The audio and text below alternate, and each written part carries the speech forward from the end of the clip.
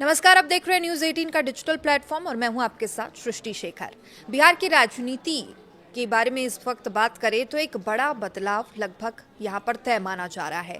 मुख्यमंत्री नीतीश कुमार ने राज्यसभा के लिए अपना नामांकन दाखिल कर दिया और इसके साथ ही ये भी साफ हो गया है कि जल्द ही वो मुख्यमंत्री पद से इस्तीफा देंगे। यानी कि करीब 2 दशकों तक बिहार की सत्ता के केंद्र में रहे नीतीश कुमार अब राज्य की सक्रिय राजनीति से एक कदम पीछे हटते हुए दिखाई दे रहे हैं। अब ऐसे में सवाल उठ रहा है कि बिहार का अगला मुख्यमंत्री कौन होगा और एनडीए की नई सरकार का स्वरूप कैसा होने वाला है। तो देखिए, सबकी निगाहें इसी पर टिकी है कि बिहार में कब तक के नई सरकार बनेगी। अब सूत्रों के मुताबिक राज्यसभा चुनाव की प्रक्रिया 16 मार्च तक चलेगी।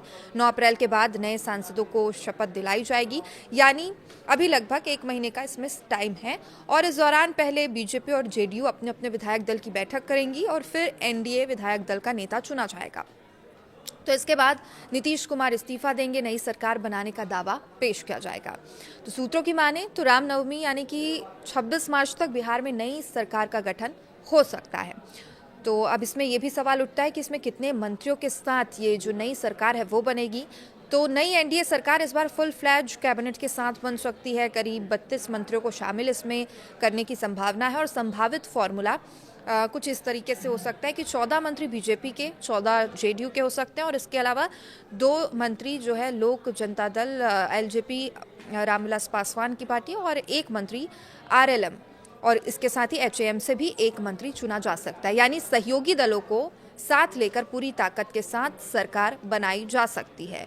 स्पीकर और गृह विभाग पर टकराव भी देखने को मिल रहा है। नई सरकार के गठन से पहले कुछ अहम पदों को लेकर खींचतान की चर्चा यहां पर हो रही है। अब जेडीयू ने स्पीकर और गृह विभाग का दावा ठोका है, लेकिन बीजेपी इन दोनों अहम पदों को अपने पास रखना चाहती है। दरअसल 2005 के बाद जब पहली बार गृह विभाग बीजेपी के पास आया और पार्टी इसे छोड़ने के मूड में तब से नहीं दिख रही है। वहीं स्पीकर का पद भी सरकार की स्थिरता के लिहाज से बेहद अहम माना जाता है और सीएम पद की रेस में अगर कौन से 2 बड़े चेहरे हैं जिनके नामों पर सबसे ज़्यादा इस वक्त चर्चा हो रही है, तो वो भी बता दें कि पहला नाम तो इसमें जाहिर सी बात है सम्राट चौधरी का है।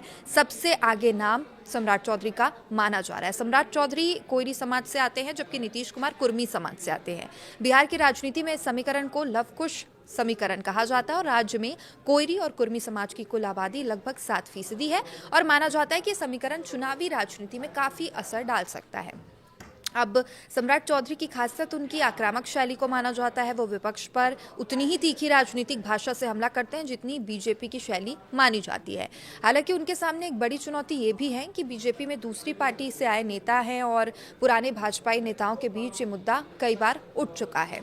और वहीं अब दूसरे नामों की बात करें तो विजय सिन्हा का नाम भी चर्चा में है। काफ़ी संघ ने उन्हें भरोसामंद नेता, संघ का भरोसामंद नेता माना जाता है और उन्हें प्रधानमंत्री नरेंद्र मोदी और गृह मंत्री अमित शाह के करीबी नेताओं में भी गिना जाता है। तो देखिए, 2010 में इससे लगातार लखीसराय सीट से विधायक वो चुने जाते रहे हैं। मंत्री से लेकर स्पीकर और नेता प्रतिपक्ष तक की जिम्मेदारी निभा चुके हैं। हालांकि उनकी सबसे बड़ी चुनौती उनकी जातीय पृष्ठभूमि को माना जाता है। वे भूमिहार समाज से आते हैं जिसकी आबादी बिहार में 3% के आसपास मानी जाती है। तो अब क्या बीजेपी इसी चेहरे से सबको चौंकाएगी, ये सबसे बड़ा सवाल है। तो बीजेपी कई राज्यों में मुख्यमंत्री के चेहरों को लेकर हमेशा चौंकाती आ रही है, चाहे हम मध्य प्रदेश की बात करें, छत्तीसगढ़ की बात करें और भी राज्यों की बात करें। तो ऐसे में ये भी चर्चा है कि बिहार में पहली बार जब बीजेपी अपना मुख्यमंत्री बनाएगी तो वो अति पिछड़ा वर्ग यानी ईबीसी के किसी नए चेहरे को भी आगे कर सकती है। और सूत्रों की माने तो हाल ही में पटना दौरे के दौरान अमित शाह ने कुछ ईबीसी विधायकों से मुलाकात भी की थी। तो जेडीयू के डिप्टी सीएम के भी संभावित चेहरों की अगर हम बात करें तो अगर बीजेपी मुख्यमंत्री बनाती है तो मौजूदा फॉर्मूले के तहत जो जेडीयू है उनके 2 डिप्टी सीएम हो सकते हैं। अब डिप्टी सीएम में सबसे आगे नाम चल रहा है, पहला नाम निशांत कुमार का है। काफी समय तक राजनीति से वो दूर रहने के बाद अब सक्रिय होते भी दिखाई दे रहे हैं और ऐसी चर्चा है कि नीतीश कुमार खुद पीछे हटकर उन्हें राजनीति में आगे बढ़ा सकते हैं। और दूसरा नाम है विजय चौधरी। विजय कुमार चौधरी का नाम इसलिए आगे है क्योंकि नीतीश कुमार का सबसे भरोसामंद नेता उन्हें माना जाता है, करीबी माना जाता है।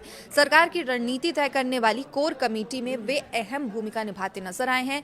वित्त, शिक्षा, ग्रामीण कार्य और जल संसाधन जैसे कई बड़े विभाग संभाल चुके हैं और अपनी शांत और प्रशासनिक शैली के लिए वो जाने जाते हैं।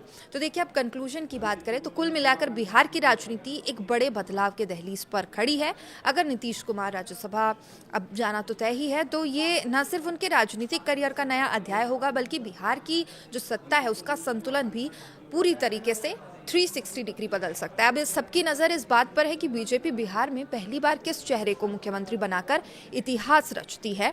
तो देखिए, बीजेपी अगर चाहे तो कोई नया चेहरा लाकर सबको चौंका सकती है। हालांकि जिन नामों पर हमने अभी चर्चा की, उन नामों पर सबसे ज़्यादा संशय बना हुआ है। तो और भी अपडेट के लिए आप देखते रहिए न्यूज़ 18। नमस्कार।